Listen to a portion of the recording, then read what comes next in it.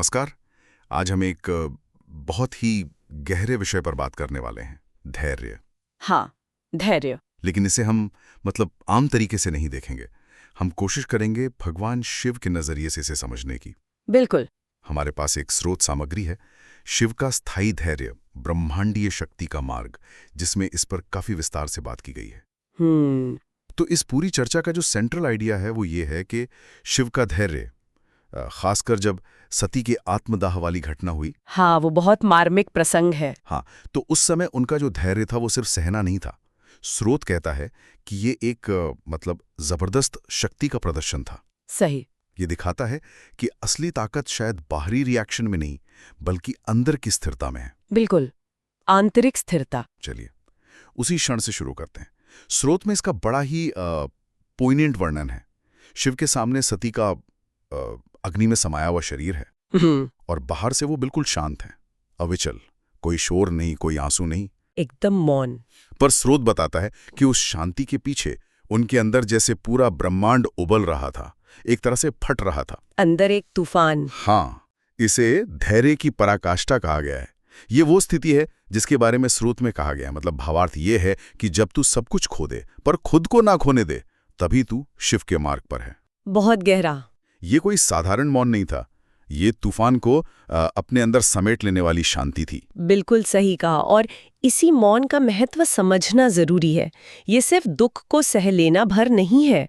स्रोत इस बात पर जोर देता है कि ये सबसे मुश्किल घड़ी में आत्मनियंत्रण, सेल्फ कंट्रोल की पीक है। हाँ। और यही असली शक्ति का प्रमाण है।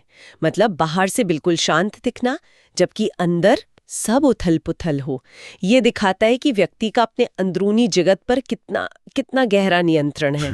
अच्छा। और यहीं पर, जैसा आपने कहा, स्रोत उस आम धारणा को चैलेंज करता है कि धैर्य कमजोरी है। हाँ, कि धैर्य कमजोरी है या निष्क्रियता है। लोगों को लगता है कि अगर आप रिएक्ट नहीं कर रहे, बल का प्रयोग नहीं कर रहे, तो आप शक्तिहीन हैं। हाँ, और इसी गलतफहमी पर स्रोत सीधा अटैक करता है, शिव के ही नजरिए से।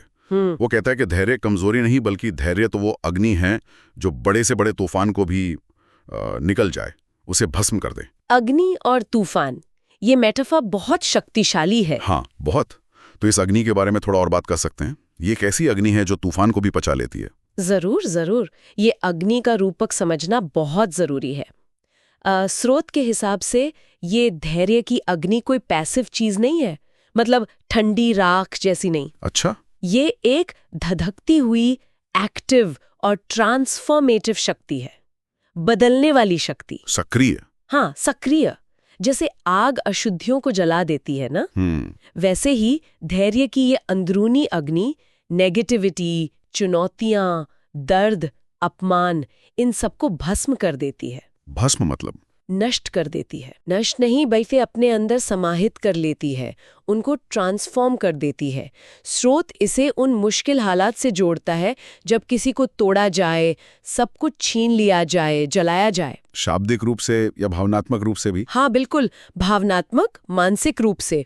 और ऐसी चरम स्थितियों में भी शांत बने रहना, इसी को परम शक्ति बताया गया है। स्रोत बहुत साफ कहता है कि यही शांति, ये जो स्थिरता है, यही सबसे बड़ा शस्त्र है। शांति एक शस्त्र, ये अपने आप में एक अलग सोच है ना? ये निष्क्रियता का कवच नहीं है, बल्कि ये एक्टिव आंतरिक शक्ति का एक किला है जो बाहरी हमलों को बेकार कर देता है। ये बहुत दिलचस्प है, और शिव के संदर्भ में तो ये और भी गहरा हो जाता है। स्रोत एक और पॉइंट उठाता है, शिव की क्षमता और उनके चुनाव के बीच का फर्क। हाँ, कि वो चाहते तो क्या कर सकते थे। बिल्कुल। जब सती ने आत्मदाह किया, शिव के पास वो शक्ति थी कि वो उसी पल पूरे ब्रह्मांड को खत्म कर सकते थे। उनकी एक भ्रुकुटी काफी थी। हाँ, प्रलय लाने में सक्षम थे वो। पर उन्होंने ऐसा नहीं किया, उन्होंने इंतजार किया, प्रतीक्षा। हाँ, और स्रोत कहता है, ये लाइन बहुत महत्वपूर्ण है, वो जानते थे सहन करने वाला अंत में संहार करता है। सहन करने वाला अंत में संहार करता है। हाँ, यहाँ सहन करने की प्रक्रिया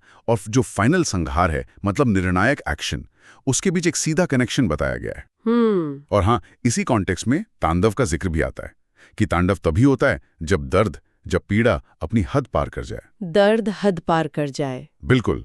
और इसके जो इम्प्लीकेशंस हैं वो हमारी अपनी जिंदगी के संघर्षों पर भी लागू होते हैं। कैसे? देखिए, स्रोत का ये कहना कि सहन करने वाला अंत में संहार करता है, ये दिखाता है कि धैर्य सिर्फ पैसिवली सहना नहीं है, ये शक्ति और ऊर्जा को स्ट्रैटेजिकली जमा करने का समय है। ऊर्जा का संचय। हाँ, अपनी अंदरूनी ऊर्जा को इकट्ठा करना, उसे फोकस करना, उसे रिफाइन करना, ताकि जब सही वक्त आए, जब हालात ठीक हों या जब एक्शन लेना जरूरी हो जाए, हाँ, तब उस जमा हुई शक्ति को पूरी क्षमता से, पूरी सटीकता से प्रकट किया जा सके, चाहे वो यूनिवर्स के लेवल पर संहार हो या हमारी अपनी लाइफ में कोई बड़ा बदलाव या तांडव। तो ये कमजोरी नहीं बल्कि कंट्रोल है। बिल्कुल। जबरदस्त आंतरिक नियंत्रण और स्ट्रेटेजिक वेटिंग। स्रोत हमें समझाता है कि तुरंत गुस्से में किया गया रिएक्शन हमेशा सबसे शक्तिशाली या असरदार नहीं होता। कभी कभी सही समय का शांति से इंतजार करना, अपनी एनर्जी वेस्ट न करना और फिर पूरी तैयारी और ताकत से कदम उठाना कहीं ज्यादा फायदेमंद होता है। सही कहा। स्रोत में जो वो अलंकारिक प्रश्न पूछे गए हैं वो इसी गहरी समझ की तरफ इशारा करते हैं। हाँ, वो प्रश्न वो हमें अपने अंदर देखने पर मजबूर करते हैं। वो सिर्फ शिव के बारे में नहीं है, बल्कि हर उस इंसान के लिए हैं जो जीवन की चुनौतियों से जूझ रहा है। जैसे एक सवाल है, क्या किसी का धैर्य शिव जितना प्रचंड है? प्रचंड मतलब तीव्र, शक्तिशाली, गहरा, ये सिर्फ सहने से ज्यादा है। हाँ, प्रचंड शब्द बहुत जरूरी है यहाँ। और फिर वो सवाल किया, कोई उस अग्नि को पी सकता है जो उसे हर रोज जलाती है? अगली पीना। अगर हम इसे प्रैक्टिकल लाइफ में देखें तो इसका क्या मतलब हो सकता है? शायद रोज के संघर्ष, अपमान, निराशाएं, हाँ, असफलताएं, उन सबको बिना टूटे, बिना बिखरे अपने अंदर समा लेना। बिल्कुल, उन्हें जहर की तरह उगलने के बजाय शिव के नीलकंठ की तरह उन्हें पचाकर अपनी शक्ति बना लेना। आपने बिल्कुल सही समझा। अग्नि पीना का यही प्रैक्टिकल मतलब स्रोत में छुपा है।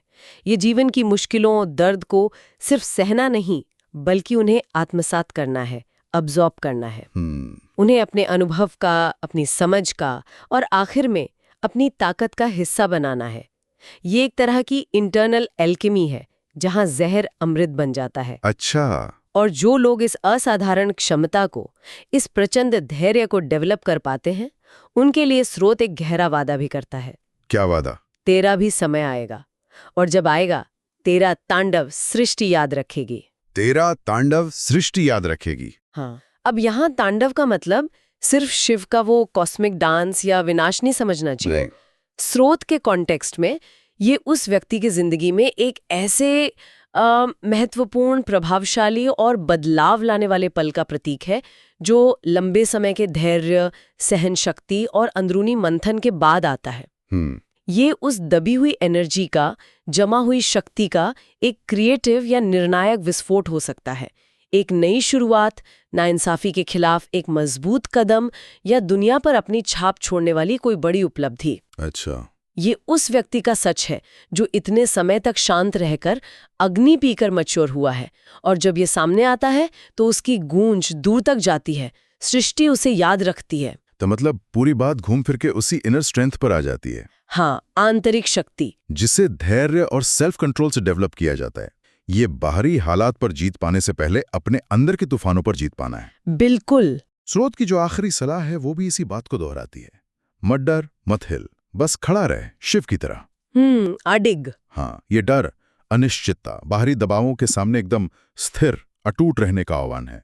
ये उसी शिव की स्थिरता है जिसका हमने शुरू में जिक्र किया था। हाँ, वो बाहरी शांति जो अंदर के कॉस्मिक शोर को भी थामे रखती है। ये सलाह हमें याद दिलाती है कि असली ताकत हिलने में नहीं, अटिक रहने में है, अपनी जड़ों पर मजबूती से खड़े रहने में है, चाहे हालात कितने भी मुश्किल क्यों ना हो। सही। तो अगर हम आज की इस गहरी बातचीत के मुख्य पॉइंट्स को समेटें, हमने स्रोत के जरिए समझा कि शिव का धैर्य सिर्फ पैसिव सहनशीलता नहीं, बल्कि एक एक्टिव, ट्रांसफॉर्मेटिव अग्नि है। हाँ, जो नेगेटिविटी को भस्म करती है। हमने देखा कि मुश्किल हालात में भी बनाए रखी गई अंदरूनी शांति कमजोरी नहीं, बल्कि सबसे बड़ा शस्त्र है।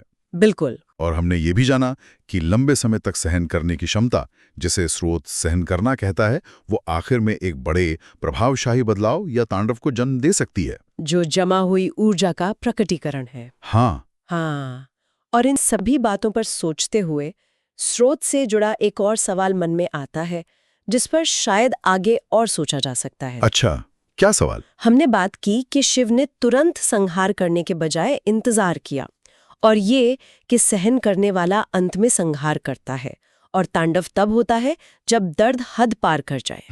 तो यहाँ एक बहुत महीन सवाल उठता है, क्या शिव का ये धैर्य सिर्फ सहन की असीम क्षमता है, या इसमें सही क्षण की प्रतीक्षा करने का गहरा विवेक, विजडम भी शामिल है? मतलब टाइमिंग की समझ। हाँ बिल्कुल, ये जानना कि कब तक मौन रहना है, कब तक ऊर्जा जमा करनी है और किस पॉइंट पर उस ऊर्जा को रिलीज करना है। क्या ये विवेक, ये टाइमिंग की समझ भी धैर्य का ही एक हिस्सा है? ये सोचने वाली बात है। इस नजरिए से देखें तो ये सिर्फ सहनशीलता नहीं, बल्कि सही समय पर सही और असरदार एक्शन लेने की इंटेलिजेंस भी है। ये वाकई एक गहरा सवाल है।